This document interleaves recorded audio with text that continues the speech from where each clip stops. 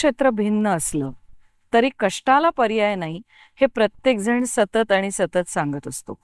प्रत्येकाला नवनिर्मितीचा ध्यास असतो आणि यशाच्या टोकापर्यंत पोहोचण्यासाठी प्रत्येक जण अविरत मेहनत करत असतं. म्हणजेच काय तर किती यश मिळवायचं किंवा यश किती मिळेल हा भाग महत्वाचा नसतो, तर त्यासाठी सतत धडपड करणं, सातत्याने पॉझिटिव्ह विचार करणं आणि न थांबता कार्यरत राहणं हे प्रमुख असतं. आज सुद्धा आपल्या स्टुडिओमध्ये असेच एक उद्योजक आलेले आहेत. ते फक्त एका क्षेत्राशी संबंधित नाही आहेत, तर अनेक क्षेत्रामध्ये, व्यवसाय क्षेत्रामध्ये त्यांची भरारी ही खरोखरच वाखाणण्याजोगी आणि कौतुकास्पद आहे. चला जाणून घेऊया ते कोण आहेत आणि मारूया त्यांच्याशी मनमोकळ्या गप्पा. आज आपल्या स्टुडिओमध्ये उपस्थित आहेत म्हात्रे इलेक्ट्रॉनिक्स प्रायव्हेट लिमिटेड आणि स्काय इलेक्ट्रॉनिक्स प्रायव्हेट लिमिटेडचे संस्थापक सुधीर म्हात्रे. सर नमस्कार. नमस्कार. स्टुडिओमध्ये आपलं मनापासून स्वागत करते. थँक्यू. सर, अशा प्रकारचा व्यवसाय सुरू करावा म्हणजे म्हात्रे इलेक्ट्रॉनिक्स आणि स्काय इलेक्ट्रॉनिक्स, याच्या मागची प्रेरणा काय होती आणि व्यवसायाकडे तुम्हाला का वळावं असं वाटलं? माझे वडील आणि काका सरकारी नोकरीत होते, पण त्यांची पूर्वीपासून इच्छा होती आपण काहीतरी व्यवसाय करायला पाहिजे. तर घरातनं एक भावना होती की व्यवसाय करायचाच तुम्हाला. ते एक प्रोत्साहन होतं आणि त्यानुसार आम्ही व्यवसायामध्ये प्रयत्नशील होतो. सर्वांना एकच सांगणं, कुठलाही व्यवसाय सुरू करण्यापूर्वी त्या क्षेत्रामध्ये काही वर्ष जरूर नोकरी करा, अनुभव घ्या, मगच व्यवसायात पडा. तुमचं फेल्युअरचं प्रमाण फार मोठ्या प्रमाणात कमी होईल. म्हणजे तुमचं म्हणणं आहे की जो व्यवसाय करायचा आहे त्याचा पहिले अनुभव घ्या, अनुभवानंतर मग तुम्हाला व्यवसाय करणं अधिक सोयीचं जातं. नक्कीच. सर, प्रत्येक व्यवसाय करताना अनेक अडचणी असतात, तशा संधी पण असतात. तुमच्या बाबतीत अडचणी कुठल्या ठरल्या आणि संधी कुठल्या ठरल्या? कारण अनेक वेळा अडचणच ही संधी होऊन जाते आपल्यासाठी ना. जसं दूषित पाण्यामुळे बिस्लेरीची निर्मिती झाली, बरोबर, तसं तुम्हाला काय अनुभव आला अडचणी आणि संधी? माझ्या आयुष्यात एक मोठी संधी आली. अडचण अशी होती की घरी आपल्याकडे 8 चॅनलचे टीव्ही होते, नॉन रिमोट, आणि अचानक 90 ते 95च्या दशकामध्ये मल्टी चॅनल आले आणि 90 ते 100 चॅनल अचानक आले आणि घरी 8 चॅनलचे नॉन रिमोट टीव्ही होते. घरी अडचण झाली, पण त्या अडचणीवरनं आम्हाला एक संधी दिसली आणि आम्ही एक किट बनवली. जी किट नॉन रिमोट टीव्हीला लावली की 90 चॅनलचा टीव्ही रिमोट कंट्रोल होत होता. आपल्यापैकी बहुतेकांनी तो आमचा प्रोडक्ट वापरला असेल आणि त्यावर भारतामध्ये आमचा मार्केट शेअर जवळजवळ 75% होता. आणि ही संधी निर्माण झाली आणि आम्हाला त्याचा आयुष्यामध्ये खूप फायदा झाला. म्हणजे घरातल्याच अडचणीतनं संधी निर्माण झाली असं म्हणायला हरकत हो, नक्कीच. तुमचे अनेक प्रॉडक्ट्स आहेत, त्या प्रॉडक्ट्स विषयी जाणून घ्यायला आवडेलच, पण त्या व्यतिरिक्त बाजारात आता तुमचे नवीन कुठले प्रॉडक्ट्स येऊ घातले ते पण सांगा. आता आम्ही AI, आर्टिफिशियल इंटेलिजन्स हा सध्या सर्वात मोठा महत्वाचा विषय आहे. तर आम्ही एक माऊस बनवलाय. तो माऊस नॉर्मल माऊस सारखं काम करतो, पण टायपिंगची गरज नाही तुम्हाला. आपण आता ज्या स्पीडने आपण बोलतो, प्रति मिनिट 400 शब्द आपण मराठीतनं म्हटलं की ते इंग्लिशमध्ये टाईप होईल, किंवा मराठीत आपण बोललो की जॅपनीज भाषेत टाईप होईल, जॅपनीज भाषेत बोललं तर मराठी भाषेत टाईप होईल. जगातल्या कुठल्याही भाषेतनं कुठल्या भाषेमध्ये तुम्ही बोलू शकता त्याचा वापर करून. आणि कुठलेही कागदपत्र दिले आणि स्कॅन केले, त्या म्हणजे फार उदाहरणार्थ मराठी पेपर असेल आणि तो इंग्लिश टाईपमध्ये ट्रान्सलेट करायचा आहे, तर तो स्कॅन केला आणि फक्त टाईप मराठी केलं की त्याचं संपूर्ण भाषांतर मराठीत करून देतो. हे सरकारी अधिकाऱ्यांना, कारण आणि प्रायव्हेट सेक्टरमध्ये, कारण खूप सरकारी आदेश किंवा जुनी कागदपत्र मराठीमध्ये असतात. ते कॉर्पोरेट ऑफिसेसना किंवा भाषा एवढी क्लिष्ट असते की मराठी माणसांनाही कळत नाही की नेमकं काय म्हणायचं आहे. तर त्याचं फार सुंदर इंग्लिशमध्ये भाषांतर करून मिळते. तर हे छोटंसं प्रोडक्ट माऊस आहे, पण त्याच्यात खूप यूज आहे. हे या प्रोडक्ट म्हणजे आपण बोललं की ते टाईप करणार का? हो, ज्या स्पीडने आपण बोलतो त्या स्पीडने ते टाईप करतं आणि कुठल्याही भाषेमध्ये भाषांतरित करते. आणि समजा आपण बोलताना काही प्रोनाऊन्सिएशनमुळे चुका झाल्या तर त्याला चॅट जीपीटीची पण सोय दिलेली आहे. आपण स्कॅन करा आणि फक्त रीड्राफ्ट म्हणा, त्याला एकदम सुंदर ऑफिशियल लँग्वेजमध्ये आपल्याला ते बनवून देते. सर, पण याच्यामध्ये कुठेतरी माणूस विचार करण्याची प्रक्रिया बंद करेल, त्याला सगळंच आयतं मिळेल असं नाही का वाटत? बघा, कुठलीही टेक्नॉलॉजी घेतली की त्याचा आपला उपयोग आहेच, त्याचा म्हणजे फायदा होईल, तोटा सुद्धा होईल. हाच प्रश्न कम्प्युटर जेव्हा बाजारात आले तेव्हाही आला होता. पण आता आपण कम्प्युटरशी जुळवून घेतलं किंवा कम्प्युटर आणि मोबाईलची आपल्याला चालू शकणार नाही. तसंच AI फायदे खूप आहेत, काही तोटे असतील. तोट्यांना कमी करून फायद्याकडे लक्ष दिलं तर चांगलं होईल. जेवढी गरज आहे तेवढा आपण त्याचा नक्की वापर करू शकतो. सर, मेड इन इंडिया ही एक संधी निर्माण झाली, तर त्याचा व्यवसायासाठी खरंच कितपत फायदा आहे असं तुम्हाला वाटतं? मेक इन इंडियाचा आता मॅन्युफॅक्चरिंग सेक्टरमध्ये खरोखर खूप फायदा होतोय. भारत सरकारने आता BIS, bureau of Indian standard norms बहुतेक सगळ्या इम्पोर्टला लागू केलेले आहेत. त्यामुळे फिनिश गुड जे होते त्याचं इम्पोर्टवर फार रिस्ट्रिक्शन आलेलं आहे आणि त्यामुळे सर्व उद्योजकांसाठी एक फार चांगली संधी निर्माण झालेली आहे. आज पार्ट्स आपण आणतो, इम्पोर्ट करतो आणि असेंब्लिंग करतो, पण उद्या पार्ट्स पण आपल्याकडे बनतील.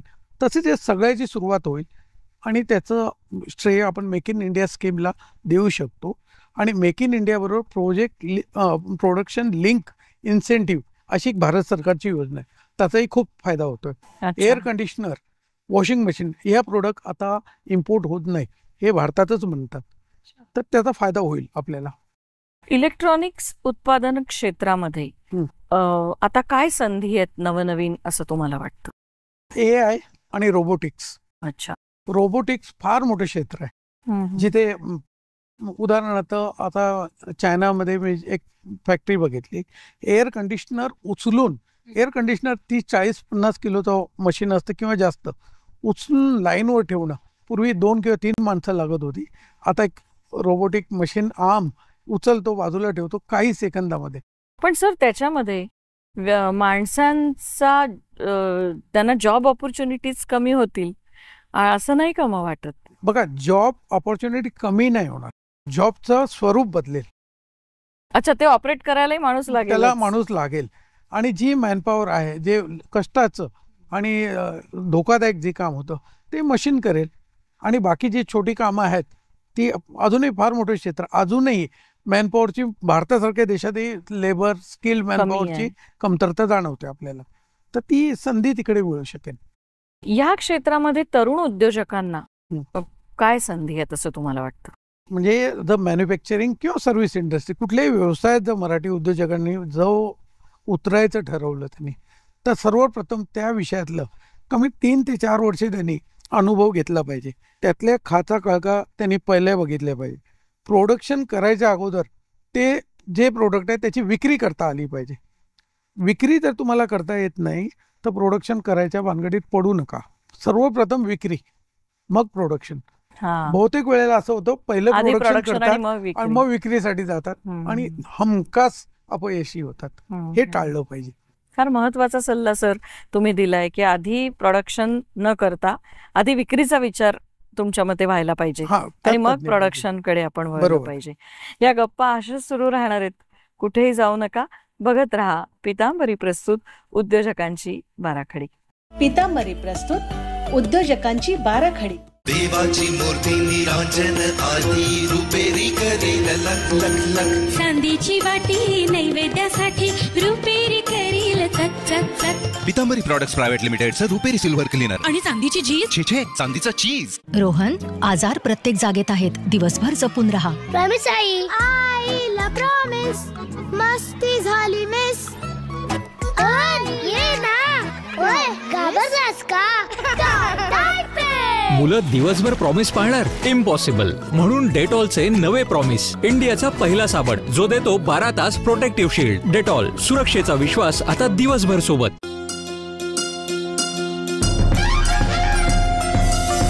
महाराष्ट्राची रसना जपते नवीन वाटा अनवट स्वाद. अनवट स्वाद, लोकल ते ग्लोबल, चविष्ट खाद्यपदार्थांची लज्जतदार आणि स्वादिष्ट यात्रा. सोबत उत्कृष्ट आणि अनुभवी मार्गदर्शक. त्या वाटांवर खाद्य संस्कृती मना मनाला घाली साध कशी कोठ. अन्वट स्वाद प्रसारण दर सोमवार आणि मंगळवारी सकाळी 11:30 आणि सायंकाळी 4 वाजता दूरदर्शनच्या सह्याद्री वाहिनीवर. अन्वट स्वाद. सह्याद्री वाहिनीच्या YouTube चॅनलवर आणि फेसबुक पेजवरही हे प्रसारण आपल्यासाठी उपलब्ध आहे. अन्वट स्वाद. Lights, sound, camera, action.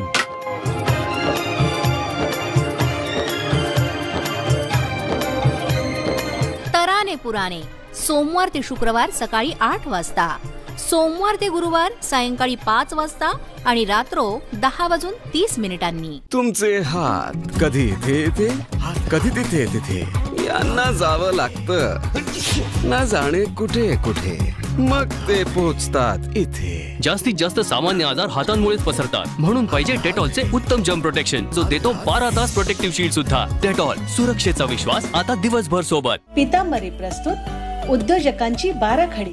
Break नंतर पुन्हा तुमचं स्वागत करते. मला वाटतं तरुणांना सुद्धा याच्यामधनं एक खूप वेगळी प्रेरणा आणि वेगळी दिशा मिळेल, कारण तुम्ही जे काम करताय ते नवनिर्मितीचं काम आहे आणि त्याचबरोबर ते सध्याच्या काळाला आवश्यक असलेलं निर्मिती आहे असं म्हणायला हरकत नाही. सर, तरुणांना जेव्हा व्यवसायामध्ये यायचं असतं तेव्हा सगळ्यात त्यांचा महत्त्वाचा प्रश्न असतो भांडवल कसं उभं करावं आणि नेटवर्किंग कसं करावं. त्याबद्दल तुम्ही काय सल्ला द्या? सर्वप्रथम भांडवल निर्मिती किंवा भांडवल उभं करणं याच्यासाठी पहिली तुमची बाजारामध्ये पत असणं गरजेचं आहे. बँकेत जा किंवा मार्केटमध्ये जा. समजा जर तुम्ही 3-4 वर्ष अनुभव केलेला, सेलचा केला असेल अनुभव किंवा कुठे नोकरी केली असेल, तर तिथे तुमच्या संपर्कात काही लोक येतात, व्यापारी येतात. तर तुम्ही तुमची कल्पना जर चांगली असेल की मी हे प्रोडक्ट बनवतो, मी या रेटमध्ये तुम्हाला मी देईन, तर प्रोडक्टची क्वालिटी चांगली आहे हा विश्वास जर त्याला आला आणि आपल्या वागणुकीबद्दलचा विश्वास जर त्या व्यावसायिकाला आला तर तो आपल्याला फायनान्शियल मदत करू शकतो. दुसरं, पार्टनर घेऊ शकता तुम्ही. समजा तुमच्याकडे चांगली कल्पना आहे. आता जे स्टार्टअप आहेत त्यांचं काय आहे, त्यांच्याकडे कल्पना असतात, बाकी लोक त्यांना फायनान्स करतात, मदत करतात. अशा स्टार्टअपला सपोर्ट करणाऱ्या कितीतरी संस्था आहेत, NBFC आहेत, काही उद्योजक असे मदत करतात. तर व्यवसाय आजच्या घडीला व्यवसायासाठी भांडवल उभं करणं पूर्वी एवढं कठीण राहिलं नाही. फक्त तुम्हाला तुमची कल्पना योग्य असली पाहिजे, वायबल असली पाहिजे, तर बँका पण सपोर्ट करतात. पण सुरुवातीला तुम्ही एक वाक्य म्हणालात की तुमचं मार्केटमध्ये चांगलं नाव असलं पाहिजे किंवा तुमची पत असली पाहिजे. पण एखादा तरुण मुलगा आहे 25-26 वर्षाचा आणि त्याला काहीच बॅकग्राऊंड नाही आहे, त्याला काही एक्सपिरियन्स नाही आहे, पण त्याला तुमच्यासारखा व्यवसाय तर करायचा आहे आणि तुमच्या क्षेत्रातला करायचा आहे, त्यावेळेला मग त्यांनी कशी सुरुवात करावी? म्हणून मी म्हटलं 2-3 वर्षाचा अनुभव असेल तर हा मुलगा चांगला आहे, जेन्युइन आहे, बोलणं चांगलं आहे, नम्र आहे, चिटर वाटत नाही, एवढी खात्री तर त्यांच्याशी इंटरॅक्शनमध्येच होईल. म्हणून आता तुम्ही बिलकुल नवीन कोणाकडे गेलात विकायला तर तुमची पत शून्यच असेल. पण जेव्हा तुम्ही 2-3 वर्ष सेल्समध्ये नेहमी त्यांच्याशी बोलता, भेटता, त्यांना सर्व्हिस देता, त्यांचे कॉल अटेंड करता, त्यांचं सोल्युशन देता, त्यावेळी तुमची आपोआप एक पत निर्माण होते त्याच्यात की लडका ठीक आहे. सर, तुमच्या व्यवसायात संधी अनेक आहेत, तुम्ही सांगितलं, नवनिर्मिती पण होते आहे, अडचणी पण आहेत, पण त्यातली जास्त कठीण आव्हानं कुठली आहे असं तुम्हाला वाटतं? सर्वात कठीण आव्हान जे आता कंप्लायन्स, म्हणजे आपलं आपण म्हणतो की ईज ऑफ डुईंग बिझनेस, पण प्रत्यक्षात तसं होत नाही. एक कंपनी फॉर्म करायला ही जे परदेशामध्ये एका दिवसात होतं ते आपल्याकडे महिने लागतात त्याला. आणि बाकी प्रत्येक एजन्सी म्हणजे आलेल्याला प्रत्येकाला कसं मी त्रास देऊ याच्या हे म्हणजे हे सगळं भारतीयांनी ठरवलं पाहिजे की हे देशाचे नुकसानाचं आहे. म्हणजे एखादं काम फक्त 2 मिनटं 5 मिनिटात होणारं काम आहे, त्याला 2-4 तास बसवून ठेवणं, 4 तासांनी सांगणं आता बिझी आहे मी, उद्या या. काही प्रमाणात विकृती, काही प्रमाणात विनाकारण विकृती आहे, यांनी देशाचं नुकसान होतं. पण मग याच्यासाठी काय उपाय करता येऊ शकतात असं तुम्हाला वाटतं? बघा, सरकारने किती SOP बनवले, तरी भारतीयांनी जोपर्यंत ठरवत नाही की आम्हाला आपण जे काम करतो ते देशासाठी आहे, तर होणार नाही. ते आता सरकार प्रत्येक ठिकाणी छडी घेऊन उभं राहू शकत नाही. प्रत्येकाने ठरवलं पाहिजे की आलेल्या उद्योजकाला, आलेल्या सामान्य माणसाला आपल्याला मदत करायला पाहिजे. उद्योजक MIDC मध्ये, MSEB मध्ये अशा ठिकाणी जाऊन दिवस उभा राहणं वेळ जातो. माझं एक कस्टम मध्ये काम होतं, मला नावाशेवाला जायला 1.5-2 तास लागतात. मी 23 वेळा गेलो. बापरे. लिगल काम. आणि किती वेळाचं काम होतं ते? 1-2 तासाचं काम होतं. आणि 23 चक्रा मारल्या. 23 चक्र मला 23 चक्रांमध्ये प्रत्येक वेळेला 4 ते 5 तास तुम्ही त्याच्यात घालवले असते. दिवसच मोडतो. सर, पुन्हा येते फार महत्वाच्या मुद्द्यावर आपण बोलतोय. मंडळी, कुठेही जाऊ नका, बघत रहा पितांबरी प्रस्तुत उद्योजकांची बाराखडी. पितांबरी प्रस्तुत उद्योजकांची बाराखडी. देवाची मूर्ती निरांजन आधी रुपेरी करेल लख लख लख. चांदीची वाटी नैवेद्यासाठी रुपेरी करील चक चक चक. पितांबरी प्रॉडक्ट्स प्रायव्हेट लिमिटेडचं रुपेरी सिल्वर क्लीनर. आणि चांदीची चीज. छे चांदीचा चीज. तुमचे हात कधी इथे येते, कधी तिथे तिथे. यांना जावं लागतं ना जाणे कुठे कुठे, मग ते पोहोचतात इथे. जास्तीत जास्त सामान्य आजार हातांमुळेच पसरतात, म्हणून पाहिजे डेटॉलचे उत्तम जर्म प्रोटेक्शन, जो देतो 12 तास प्रोटेक्टिव्ह शील्ड सुद्धा. डेटॉल, सुरक्षेचा विश्वास आता दिवसभर सोबत.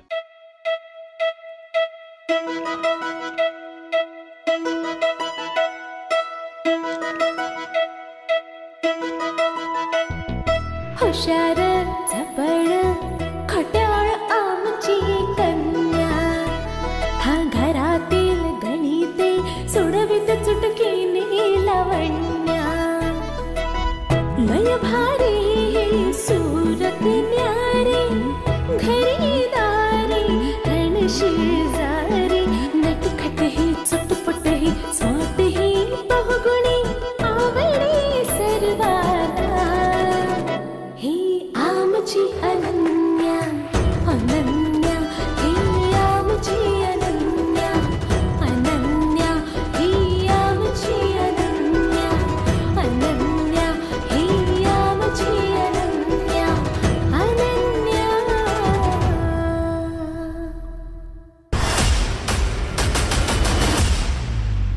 क्रीडा विश्वातील ताज्या घडामोडींवर आधारित कार्यक्रम क्रीडांगण.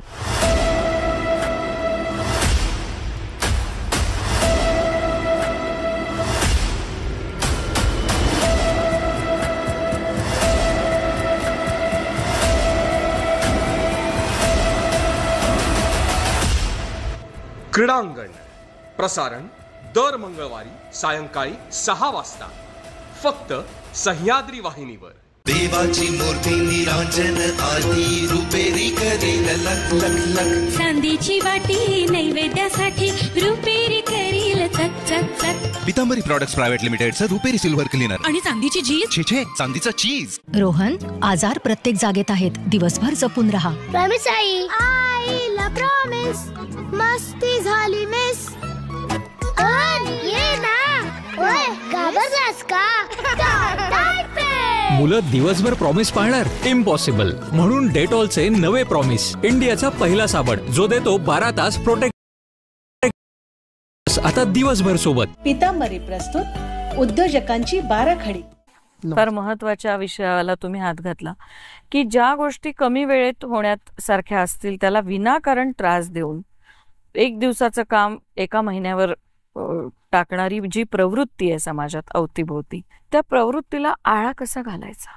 कठीण प्रश्न. प्रवृत्तीला आळा सगळ्यांनी जनजागृती झाली पाहिजे आणि प्रत्येकाने एक विचार केला. मी एका ऑफिसरना विचारलं, मी बोललो ठीक आहे, माझं तुमच्याशी एक काम आहे, काही पैसे घ्याल आणि कराल तुम्ही. आता पैसे घेणं हेही आपण गृहीत धरलेलं आहे, पण तो खरं पैसे घेणं आणि देणं हा भ्रष्टाचार आहे किंवा हे कायद्याने चुकीचं आहे.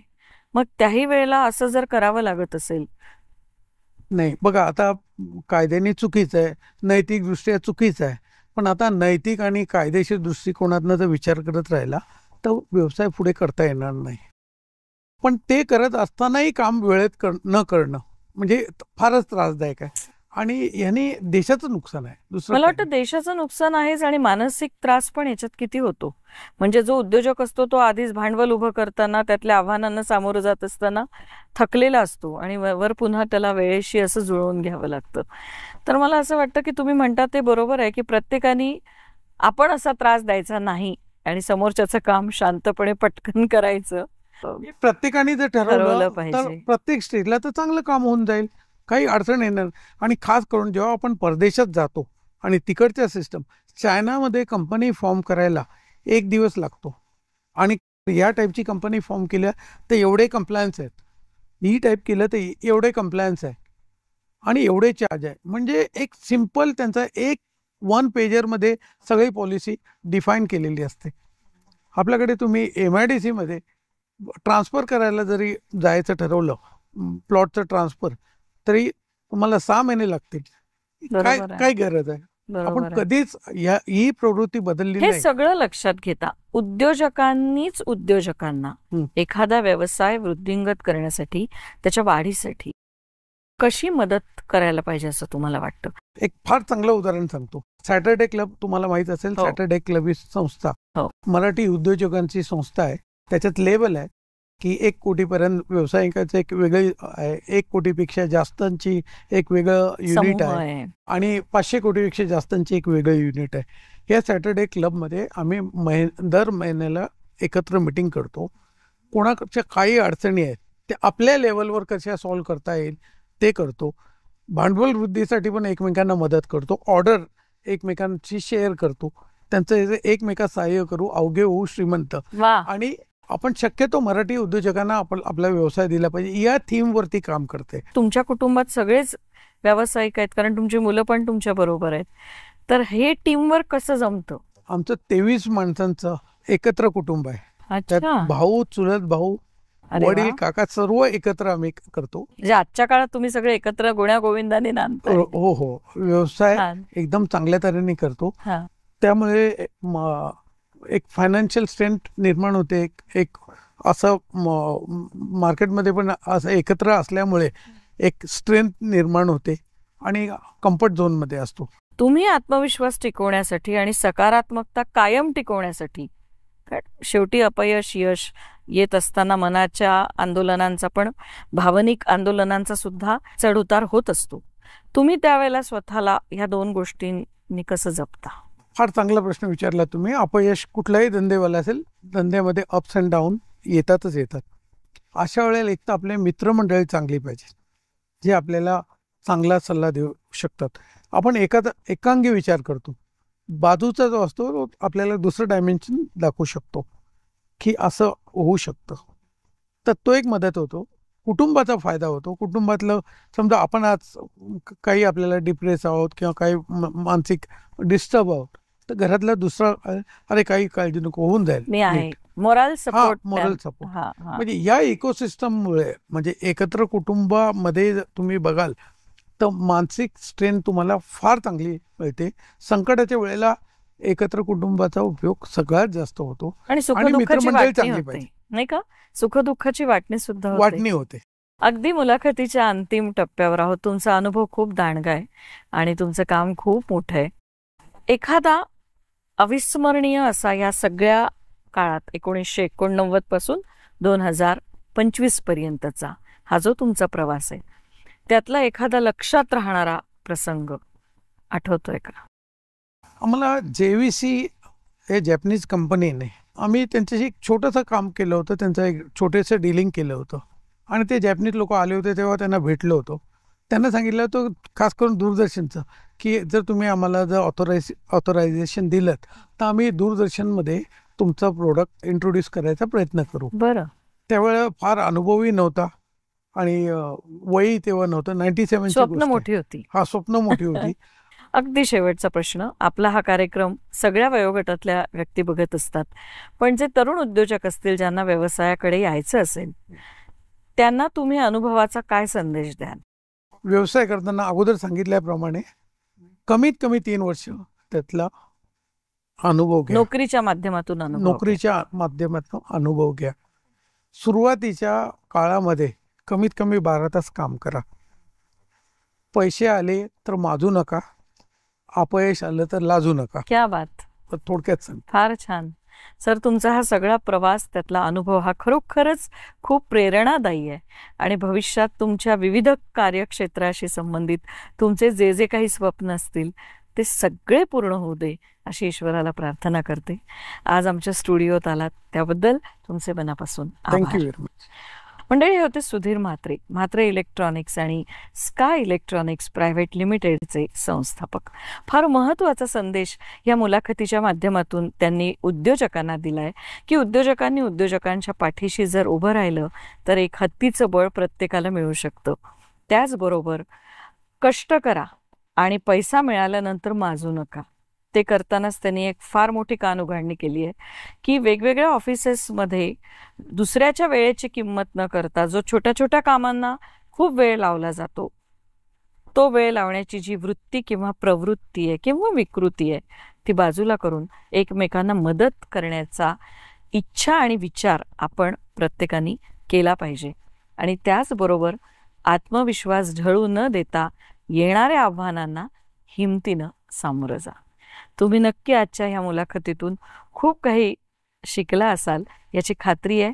थांबते, पण आत्ता जरी थांबणार असलो तरी प्रत्येक शनिवारी नक्की बघत जा पितांबरी प्रस्तुत उद्योजकांची बाराखडी रात्री 8:30 वाजता शनिवारी आणि रविवारी सकाळी 8 वाजता दूरदर्शनच्या सह्याद्री वाहिनीवर.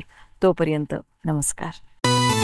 यंत्र शिकूया, तंत्र शिकूया, उद्योगाचे मंत्र शिकूया, व्यवसायाची नवीन नीती कळण्यासाठी मित्र बनूया. काम आमुचा, काम आमुचे, अखंड देईल ऊर्जा, उद्योगाचा जाणून घेऊ दर्जा. आली यंत्रयुगाची घडी, शिकूया उद्योजकांची बाराखडी, उद्योजकांची बाराखडी. पितांबरी प्रस्तुत उद्योजकांची बाराखडी. प्रस्तुत करता पितांबरी. पितांबरी अभिनव उत्पादने, वारसा अभिनवतेचा, विश्वास ग्राहकांचा.